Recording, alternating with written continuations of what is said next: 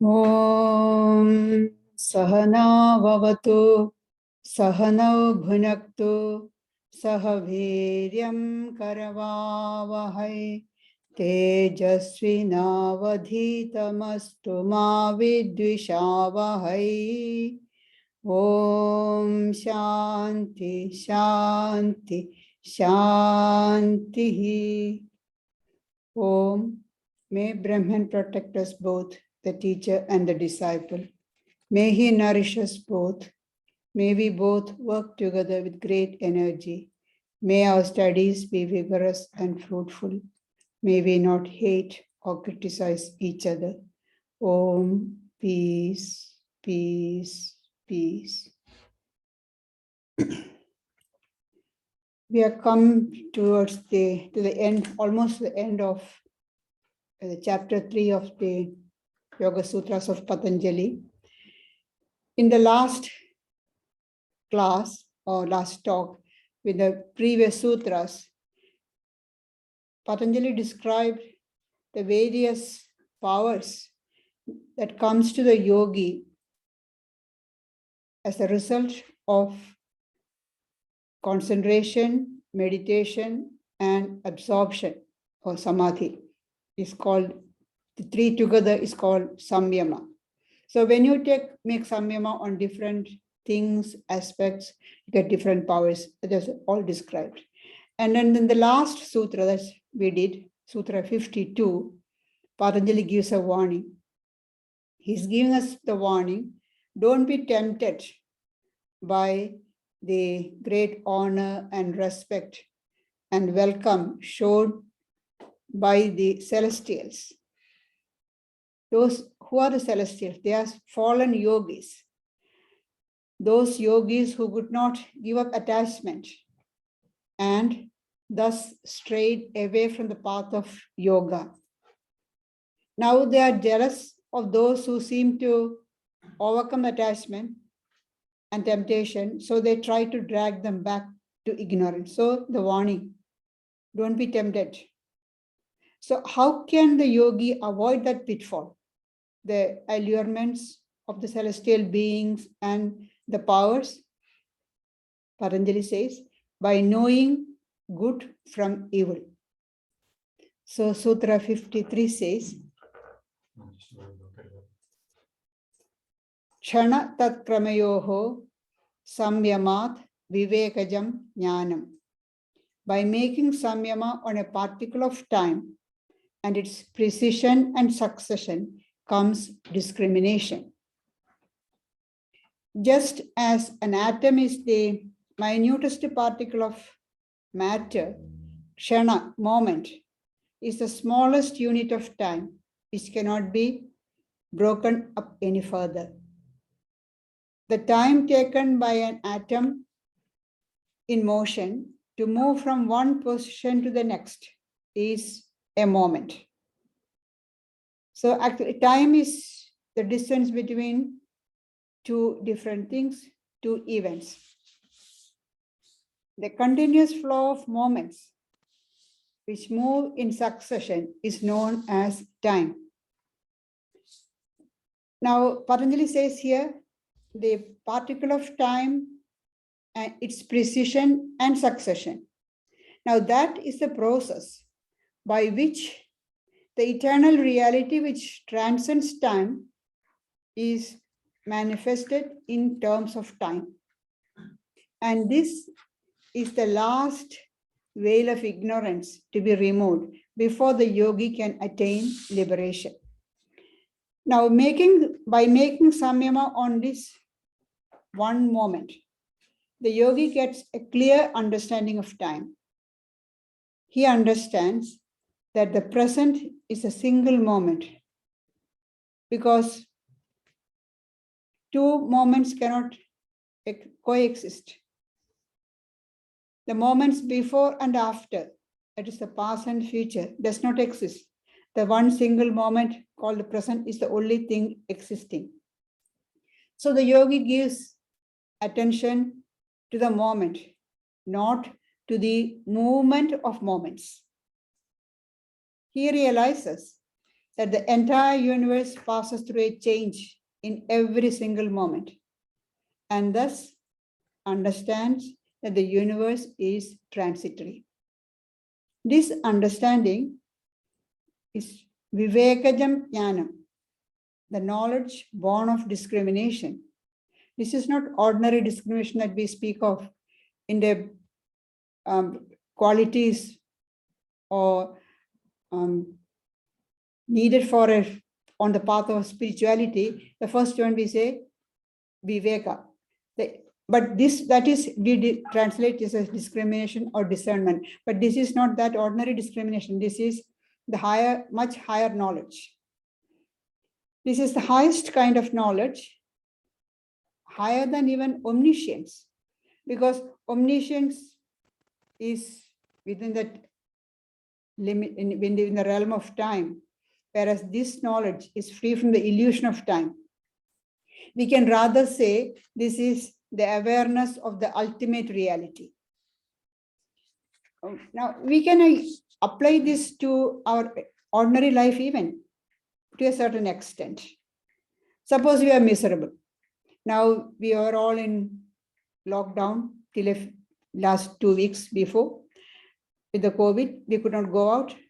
Now, we say, oh, people are miserable because we could not go out.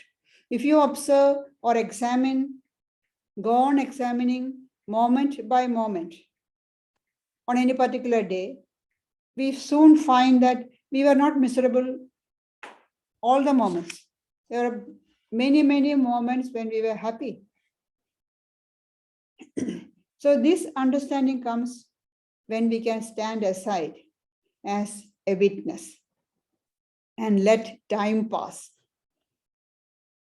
And this way, we can consciously reduce our misery, even completely destroy the misery, if we can go on observing moment by moment. Now we come to the next sutra. Jati Lakshana Deshe Ranyata Anavachedat Tulyayoho Tada Pratipattihi. Sutra 54 says, those things which cannot be differentiated by species, signs, and place, even they will be discriminated by the above samyama. Above samyama means the samyama, the concentration on one single moment. We usually distinguish things or differentiate things by means of species or their characteristics, features, or their position. If two things are similar in their features and position, they are in the same place, they look alike, all the features are same, then how do we distinguish them? We can distinguish them by means of species. For example, take cow. Cow is differentiated from sheep species. Again, if they are similar in species and place, we can distinguish them by means of features. Again, the example of cow. It's a black cow, a brown cow, a white cow. Features are different. If they are similar in species and features, we can still distinguish them by difference in place. That one is here, the other one is there, so difference in space.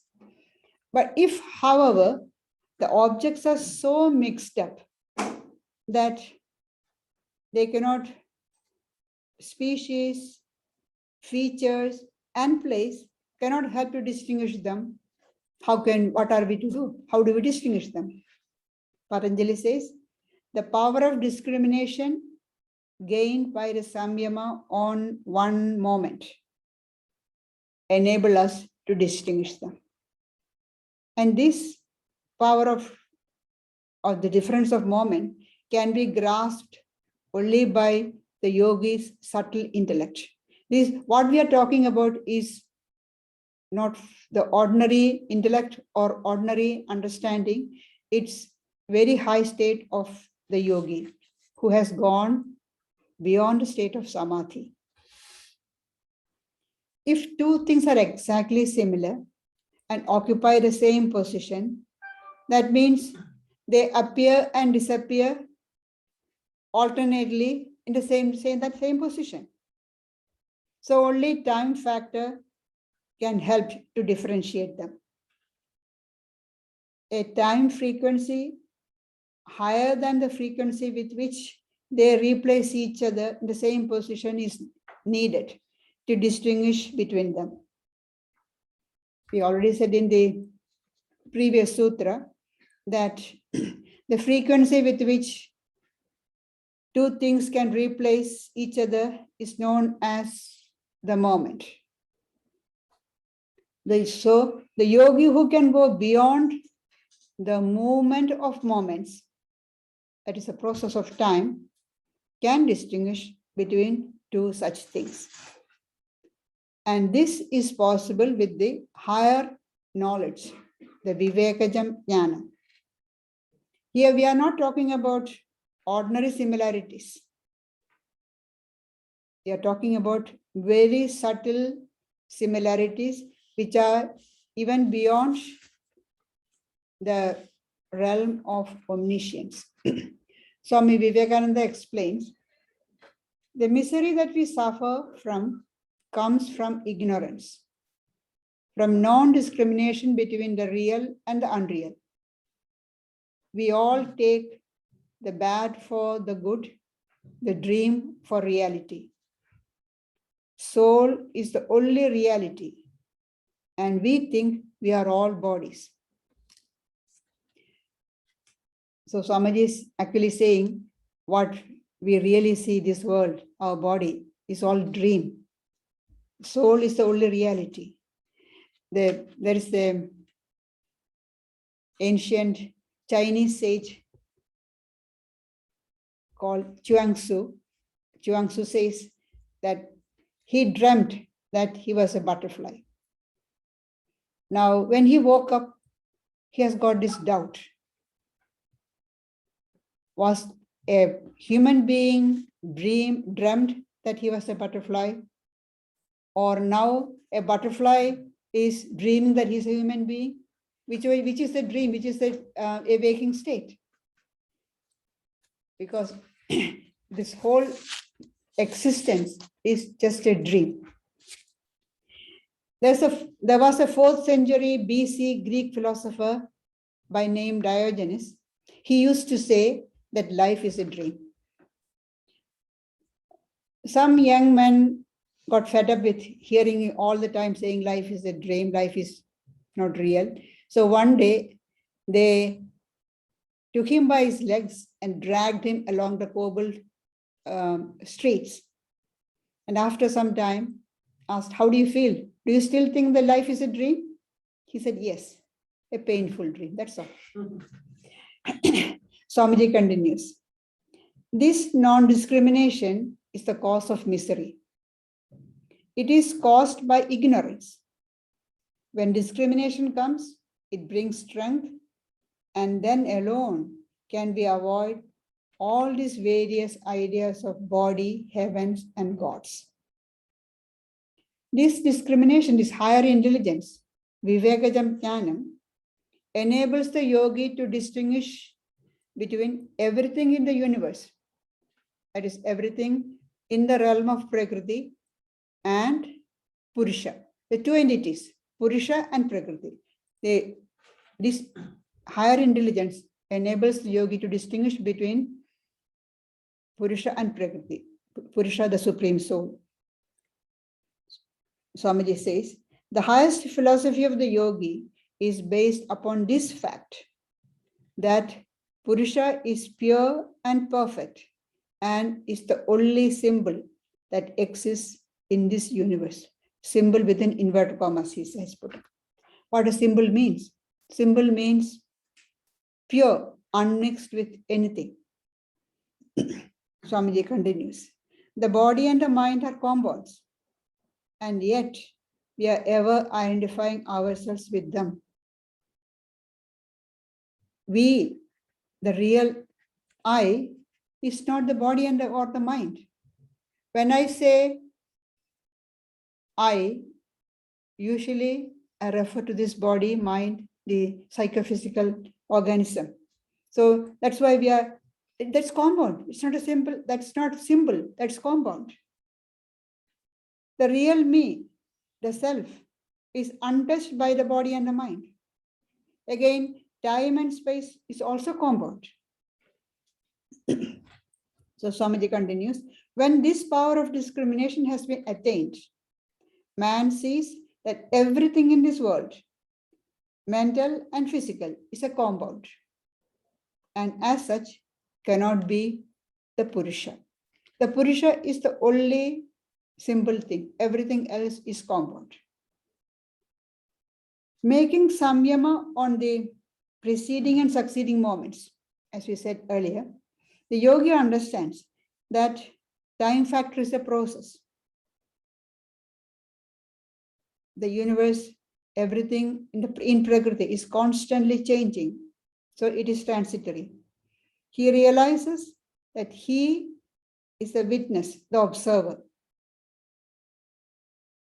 And things that take place, they are taking place within me, outside me, but I am pure, simple, unmixed self. Nothing can touch me. I am the pure witness. Now, Patanjali explains the nature of that highest knowledge. In the Sutra 53, making samyama on the one moment, Patanjali dealt the method of obtaining the highest knowledge, how to get the highest knowledge. Now in next Sutra, Sutra 55, he is explaining or defining the nature of the highest knowledge. Tarakam sarva vishayam, sarvatha vishayam, akramam cha iti vivekajam jnanam. The saving knowledge is that knowledge of discrimination which simultaneously covers all objects in all their variations. So this saving knowledge has got a few characteristics. The knowledge of discrimination. What are the first one is tarakam, it's saving. It enables the yogi to cross over the ocean of conditioned existence. We usually say bhavasagara. The existence, the universe is bhavasagara, the ocean of existence, the cycle of birth and death. In the Bhagavad Gita, Sri Krishna says, is one thing definite, certain. If you are born, you will die. If you are dead, you will be born again. Till you get freedom, this will continue. So, cycle of birth and death. This knowledge enables the yogi to cross over this ocean of conditioned existence. And it transcends all forms of knowledge. It's not ordinary knowledge. It transcends all forms of knowledge in the relative existence. It's higher than even omniscience. And then it is sarva vishayam. Simultaneously covers all objects. Not just taking all objects, but having all objects in the consciousness at the same time, simultaneously. And it is also sarvatha vishayam, pertaining to all objects in the past, present, and future, with all the systems and all the conditions. So these two things are there. Sarva vishayam means refers to place.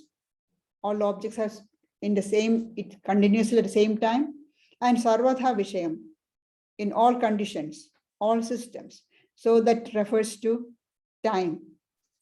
So that means this highest knowledge, this knowledge due to or born of discrimination, includes everything within the realm of time and place. That is, all the things within the world process. Then another characteristics of this knowledge is, it is akramam. It takes all the all to be installed in a single moment. Krama, continuation, sequence is not there. It transcends the world process. In the realm of the relative, things happen one after another. And that produces the impression of time. One thing happened, then another thing happened, then another. So we say that gives the idea of time, things of past, present, and future. But in the realm of reality, which is beyond the world process, time does not exist. So we call it eternal. From the highest standpoint, time is a mere illusion with no real existence. We are time bound. We were looking 11 o'clock. People haven't come. We are time bound. But from the highest standpoint, time does not exist. It's a funny incident. Once Swami Vivekananda, when he was in America, was going towards the lecture hall, and he was a bit late. His companion was trying to hurry Swamiji. Swamiji, it's getting late, we have to hurry. Hurry up. Swamiji said, you people live in time. I live in eternity. From the highest standpoint, time is a mere illusion with no real existence. And this idea of time is the most fundamental illusion and also the last to disappear for us. Even in our relative world, time is not really real, it's relative. Now we say it's 11:24 here in Sydney. Now in Adelaide, it will be not even 11 o'clock. In India, it may be near 6, going to be 6 in the morning. So which time is the correct time? Or look at the passage of time. If you are doing something very interesting, reading an interesting book, or being in the company of some very close friends whom you haven't seen for a long time, enjoying the company, time passes. An hour, it seems like 5 minutes. We are doing something difficult, which we don't like, boring, or waiting for somebody. 5 minutes looks like an hour. So if from an ordinary level, we experience like this, then what to speak of the experience from the highest level, the height of the yogic vision. The life is a current. We are all flowing with the current. Suppose we are being washed away by the current of a stream.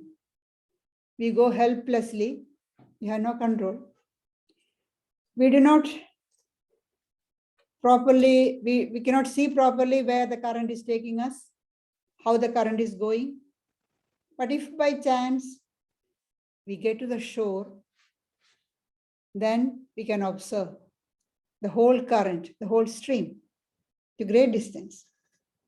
In our life also, if we can get out of the flow, get out of the current, for that we need detachment. Through detachment, if we can get out, then we can observe the whole time process. Coming to the shore, getting out of the flow is by detaching ourselves from the things, the happenings around us. When we detach or when we withdraw ourselves, we are not projecting the senses anymore. And the knowledge that we gain is not sense perceptions, but deep intuitive knowledge. And we are able to observe our whole life as a process. For example, we had some trouble, some problem. We start analyzing exactly what time did the problem start. When did it start troubling you? How was the previous day? What was happening an hour before? When you analyze like that, you are stepping out, you are detaching yourself. Then we reflect and analyze, we will be able to face the problem in a better way. So thus, when you stepping out, detach yourself and see the whole time simultaneously. You are looking at the whole time from where it started, feeling the miserable or trouble, what was happening before, what's happening afterwards, how it moved. You are detaching yourself, and then you are able to look at it properly in a better way and face the problem. The fact that this knowledge of discrimination, vivekajam jnanam, covers all objects in all their variations simultaneously means the realm of the real is not something apart from or different from the realm of the relative. The realm of the relative means the world of manifestation, the universe that we live in. So only we are seeing the relative realm in its proper light. The world manifestation in its true nature, and also living in that world in the light of the real. We know what exactly the yogi who has reached that, got that highest knowledge, knows what real is and living in that. The self-realized yogi can live and work in the world without being affected by all the illusions of the world. As I said, as Swami Vivekananda said earlier, self is the only real thing, and the world, what we see, is a dream. But the yogi can do everything, but at the same time, take his stand on the real nature. This knowledge delivers one from the bondage of karma, that's action, and ignorance. So Swamiji says, the whole Prakriti in all its states, subtle and gross, is within the grasp of this knowledge. This knowledge, Vivekajam Jnanam, is the highest knowledge. It's higher than omniscience. Omniscience, we say, all-knowing. It's higher than that.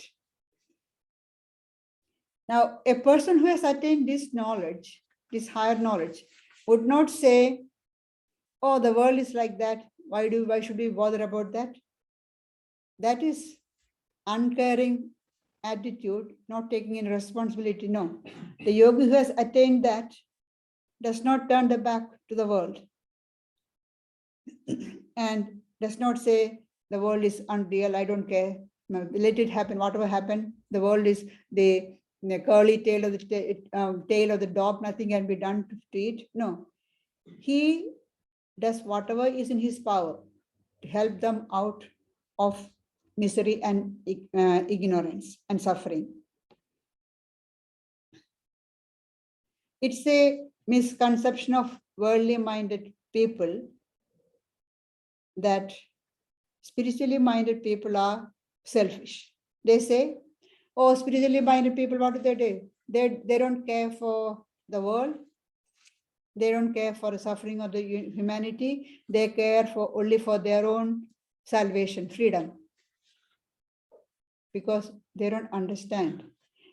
In the beginning of spiritual life, of course, we had to be careful with whom we keep company with. As Sri Ramakrishna says, when the plant is a sapling, it must be fenced around, otherwise it may be destroyed by cattle. But the same sapling, when it's grown into a huge tree, you can even tie an elephant on it to it. Nothing will happen. When the spiritual aspirant is just started on the spiritual path,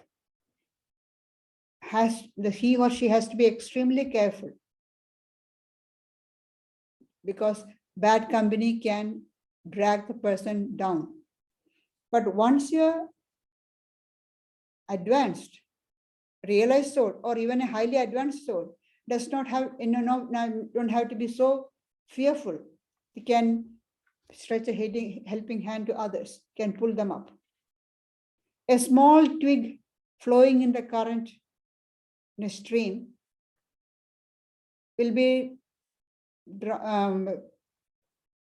it may sink under the weight of a bird, but an ocean liner can take thousands of people across, no problem.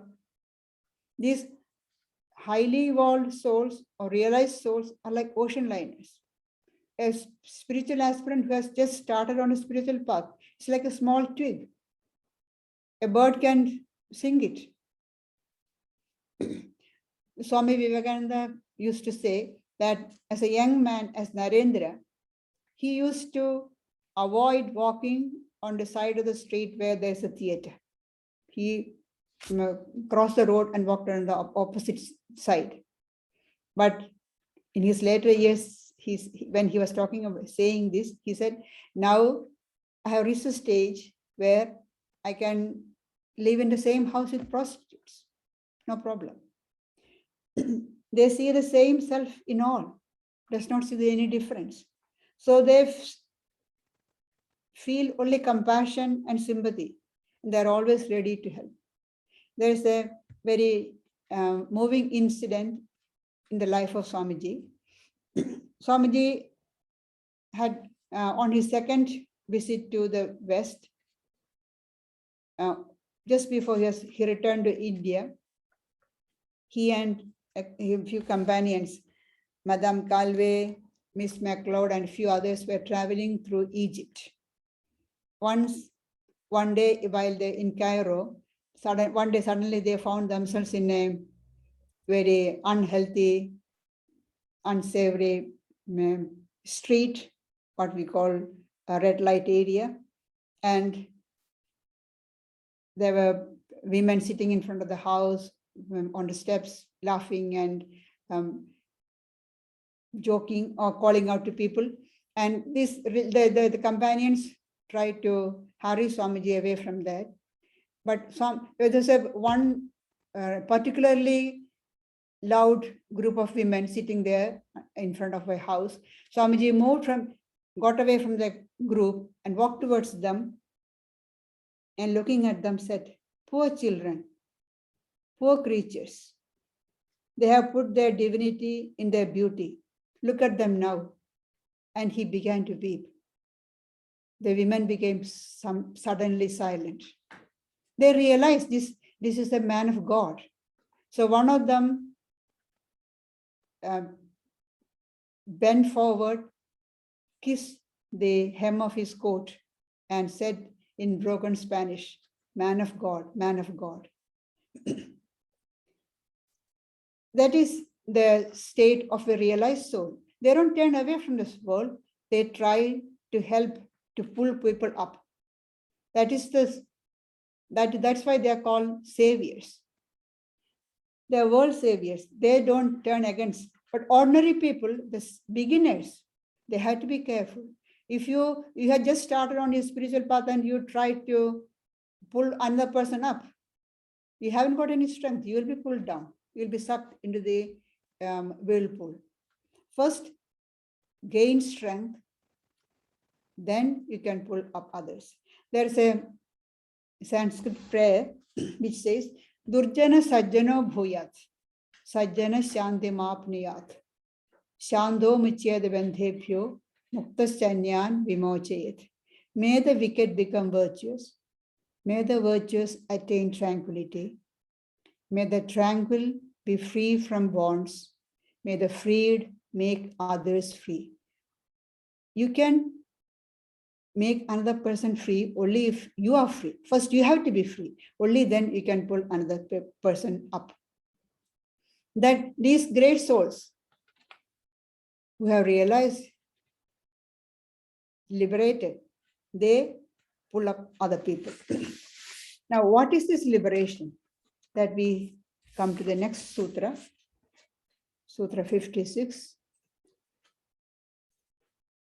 Sattva purushayoho shuddhi samye kaivalyam iti. By the similarity of purity between the sattva and the purusha comes kaivalya. Kaivalya means liberation of freedom. Now, there are two terms, sattva and purusha. So we have to just to jolt the memory, yoga is based on the philosophy of Sankhya philosophy. And according to Sankhya philosophy, there are two entities, Purusha and Prakriti. Purusha is pure consciousness, changeless, eternal, all-pervading entity. And Prakriti is unconscious, primordial matter. And it is the cause of everything in the universe, matter, energy, and mind. Prakriti is composed of three subtle substances known as the gunas, the three gunas, sattva, rajas, and tamas. The gunas are so extremely subtle that they cannot be directly perceived. They can be known indirectly by seeing their various manifestations. And the three characteristics, tamas is characterized by inertia, sluggishness, and causes sleep, confusion, and ignorance. Rajas characterized by activity, restlessness, and causes anger, egotism, avarice, pain, and suffering. And sattva is characterized by luminosity, brightness, and causes joy, happiness, and contentment. Now, these three combine in various ways and are present in everything in the universe. The whole universe is made up of these three gunas in various proportion. That's all. Here in this sutra, sattva refers to pure intellect. When it says the similarity of purity between sattva and the purusha, that sattva is pure intellect, comes kaivalya. And since sattva is a product, pure product of prakriti, while purusha transcends prakriti, there is nothing common between sattva and purusha.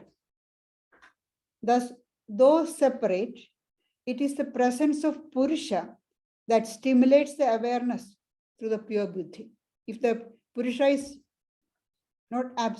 not present there, prakriti, as I said earlier, it's unconscious matter. It is the presence of purusha that stimulates the awareness. Now, as I said earlier, the three gunas are in everything. So sattva is always mixed with a little bit of rajas and tamas, even for a very small amount. When every bit of rajas and tamas is removed, sattva is as pure as purusha itself. Then comes kaivalya or liberation. It's like a chimney completely cleansed. There is not a speck of dust or soot, anything. Clear, fully cleansed, 100% clean. Then the flame can be seen very clearly. Sattva, when it becomes, the purity of sattva is equal to the purity of purusha, then the individual becomes liberated. Swamiji explains, when the soul realizes that it depends on nothing in the universe, from gods to the lowest atom, that is called kaivalya or isolation or perfection. So so first Swamiji is explaining what is kaivalya. When the soul realizes that it depends upon nothing in the universe, it's the symbol, the soul. Purusha is the only symbol thing, not mixed with anything. It does not depend upon anything. From the highest God to the lowest atom, that is liberation, freedom, kaivalya. How to attain that? It is attained when this mixture of purity and impurity, called sattva, as intellect, has been made as pure as purusha itself. then the sattva reflects only the unqualified essence of purity, which is the purusha. There is no impurity at all. The purity of sattva is equal to the purity of purusha. There is nothing is obstructing or demarcating them. That is the kaivalya or liberation. It is not something that we have to do to attain this freedom or liberation. We are already free. We just have to know that. We have to realize that. And that realization comes with the purity of mind. The spiritual disciplines that we are asked to do is only for attaining this purity of the mind. And with the purity of mind comes realization that I was never bound. I'm always free. At present, I'm dreaming that I am bound. When I wake up from this bad dream, I realize that I was never bound. I'm ever free. And that comes with this discriminative knowledge. That's why it is called tarakam, saving knowledge. This knowledge is called saving knowledge. And what is impurity? Attachment to the impressions and ideas collected in this mind stuff. We are always collecting impressions. All the five senses are bringing impressions and ideas into our mind. And we get attached to them. We don't want to give them up. Even if it's a very funny thing that we get more attached to painful, disturbing ideas and impressions. The happy impressions, we don't pay so much attention, and slowly they dissipate. But the painful ones, unhappy ones, we get really attached to that. So they don't go. And they are the impurities. They completely cover our mind, stay in our mind. Mind becomes impure only when there is attachment. Otherwise, it won't get impure. When get attached, get identified with the thoughts and ideas. When it is not attached, there is no impurity. And when it's completely pure, becomes liberated. And this liberation, this freedom, has to be and can be attained here and now, while in the body, not after the death of the body. And that is the aim of yoga. Attain the freedom, be free. And thus, with this, we finish this chapter, chapter 3. And next chapter is, we are describing more about this freedom, kaivalya.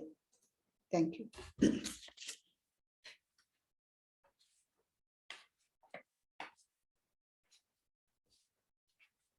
So there's time now for questions, discussions. Invite your participation. Yes, Fred, go ahead. It came up on Friday night and again today, and it's not necessarily entirely related to Raja Yoga, but you said that there's a cycle of birth, death, rebirth, and so on, which is in Hinduism, but the Christians only say it's a one-shot deal. You only get this one life. You don't ever get a rebirth. They both can't be right, can they?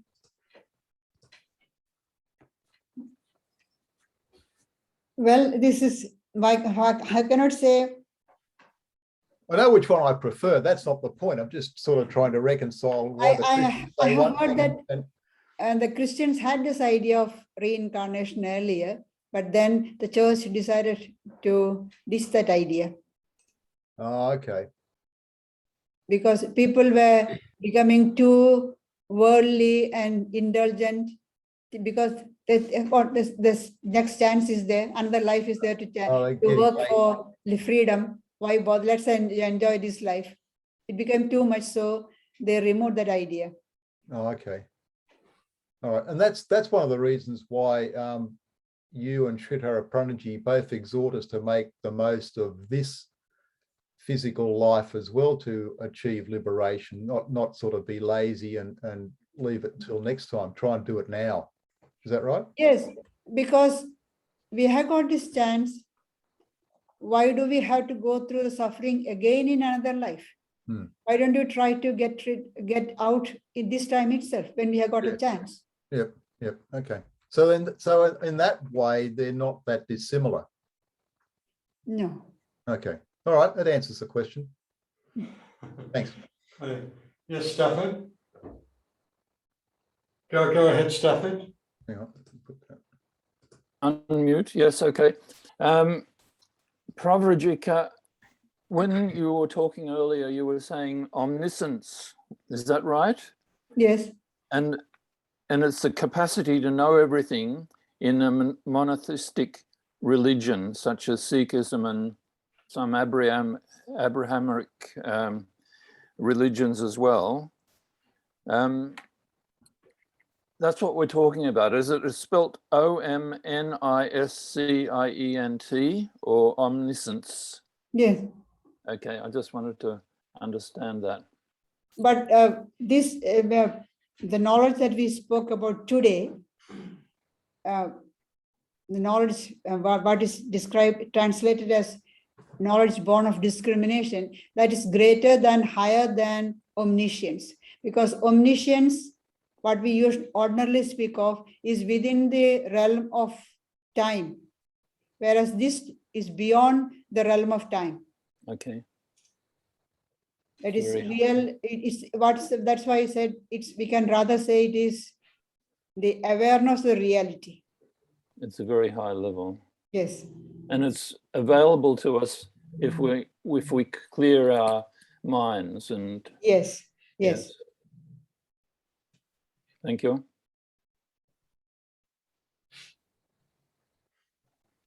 Plenty of time for more questions, everybody.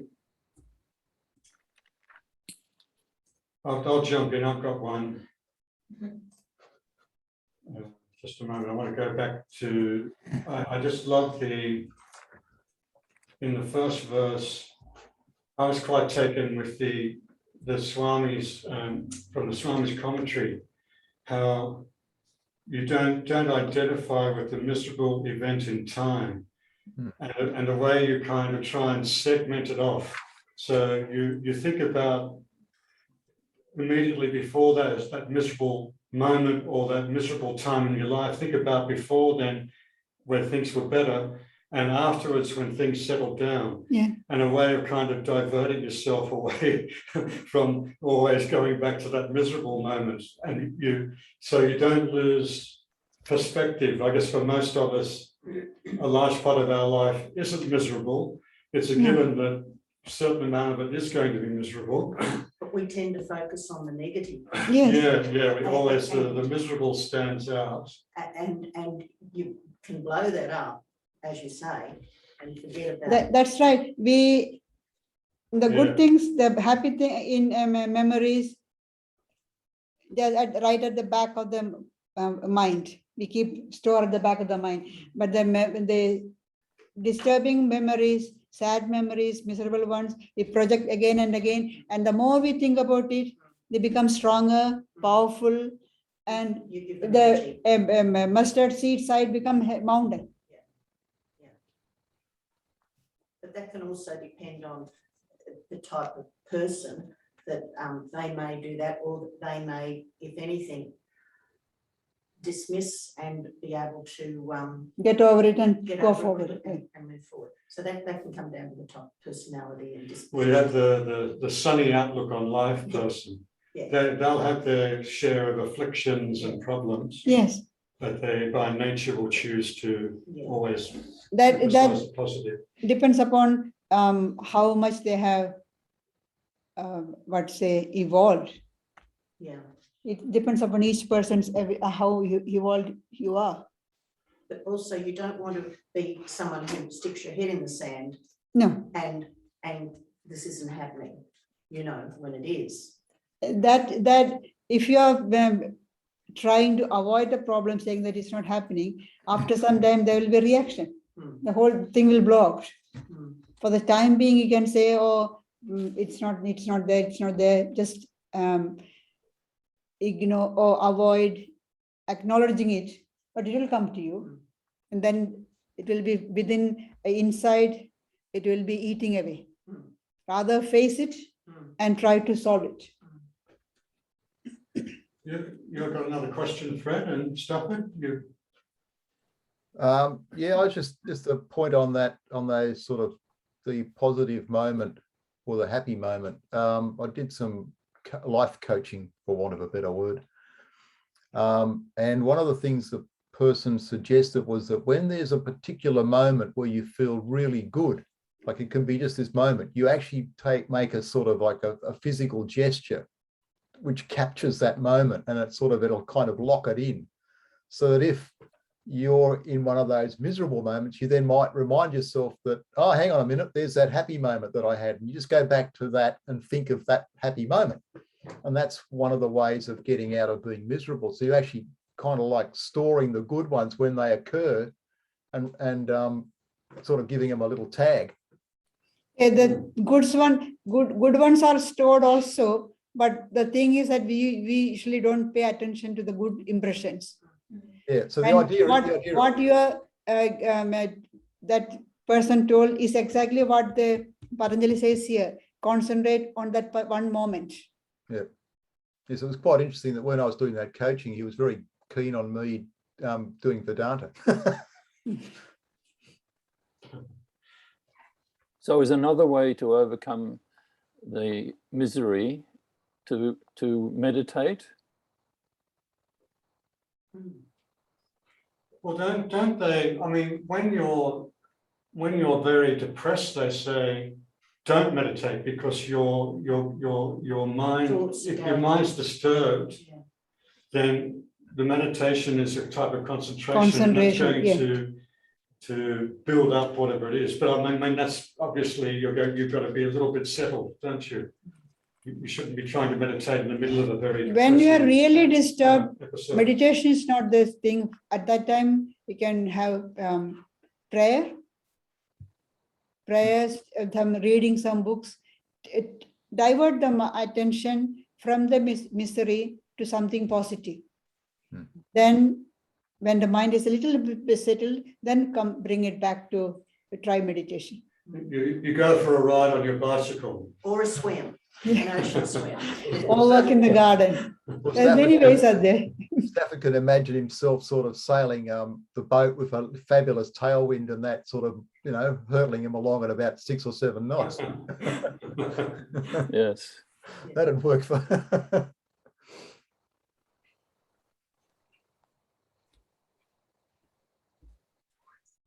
Still got time there. We've got a few of our regulars sitting quiet there in the background. I can make there's another part of the Swami's commentary which I really appreciated in the last slide. And I like this idea, although I'd like to discuss about it a bit, that you're on the spiritual path. And you don't run away from society, from the world, you jump in all the more. Just like when a man comes out of the stream and gets on the shore and sees people being washed away, he puts out a helping hand and pulls them in. So in other words, we know when we get onto the spiritual path, that we start getting strength and we start becoming more settled. And we know we've found a way to work through problems. But then there's the danger of you become narcissistic. It's all about me and my spiritual path, and you shut everything else out. So I appreciate that you can't really help others until you've built up a bit of strength yourself. You're not, but at what point, as you start getting stronger and more settled from your spiritual awareness, awakening, and disciplines, at what point and to what extent can you then start trying to help others? You know, I mean, in other words, you're going to take on some of their burden by doing that. Yes, when you are really doing your spiritual practices and you're progressing, you feel, because your consciousness expands. At present, our consciousness is confined within our body mind complex. All the other, beyond the, as Maharaji always says, beyond the screen and the, what's that, the skin, sky, everything is other. It's only me and others. But once when we are progressing on a spiritual path, that expands and we take in others. So naturally we feel to help others. Then it's no longer I and my spiritual practices. We naturally extend a hand to pull another person up. Well, also, that's formally doing something, but I guess on a subtler level, as you become more settled, it is helping others anyway, even without you doing it. I mean, your immediate family and workmates, Yes. if you're on the spiritual path and you're settled, Just your becoming more and disposition. more settled, they'll sense that at a subtle level, and it'll start to influence them. And even because if they're around a more settled person. And even if you are not in the early stages, you are not able to help others, we can by sending for praying for others. Whatever be the trouble, whatever the difficulties, we can pray for others. When we are doing our japa, do a little japa for that any particular person who is suffering. That's a great help. They may not, you don't have to tell anybody, but that will definitely help the person.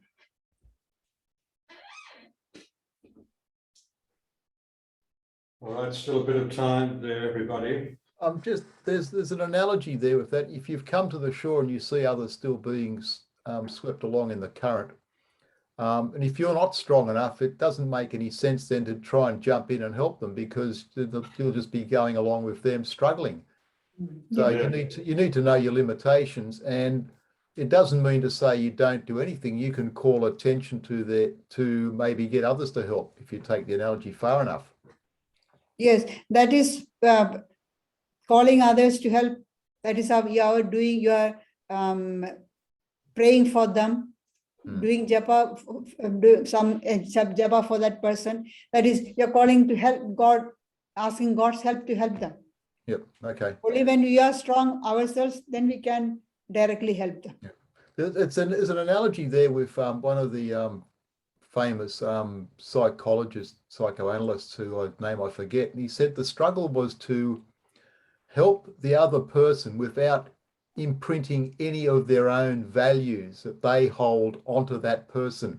So you've got to dive into the other person's consciousness, as it were, see what their problems are and help them without adding any of your own stuff at all, which obviously would be incredibly difficult, and you'd have to be really good at what you're doing to achieve that, which again suggests that if you're not strong enough, then you don't do it, because you could make it worse.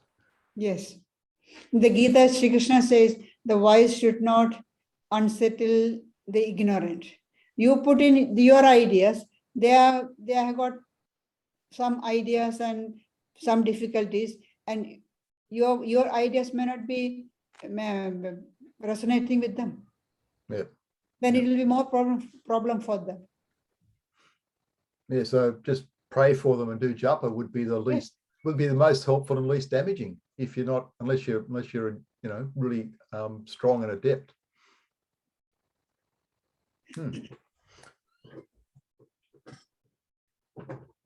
All right, any more questions?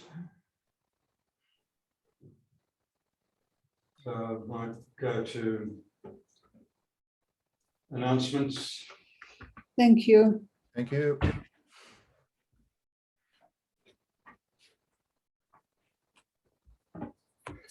Yes, thank you for joining us this morning, and welcome to those who view this later on our YouTube channel, which we'll upload to that later today. Got a very happy announcement to make. We are going to move back into Vedanta Hall from next Friday night. So the Friday night discussions, the Sunday night talks and celebrations, you have the option to attend in person. We will continue with the Zoom, of course, but we'd love to see you in person. Of course, we, out of consideration, especially for our older members and friends, we ask that you only come in person if you're fully vaccinated and that you wear a mask, bring a mask, or we have masks available in Vedanta Hall. We do have a limitation of 25 people, given the space we have there. I'm imagining we're not going to get a lot of people coming in person straight away, so that shouldn't be too much of an issue in the shorter term. But we certainly love to see some of you at least in person from next Friday night. And next Friday night, we'll be continuing our study of the 6th chapter of the Bhagavad Gita, the Yoga of Meditation. And next Sunday, Gayatriprana will be giving a talk on the obstacles to meditation. So once again, thanks for joining us this morning.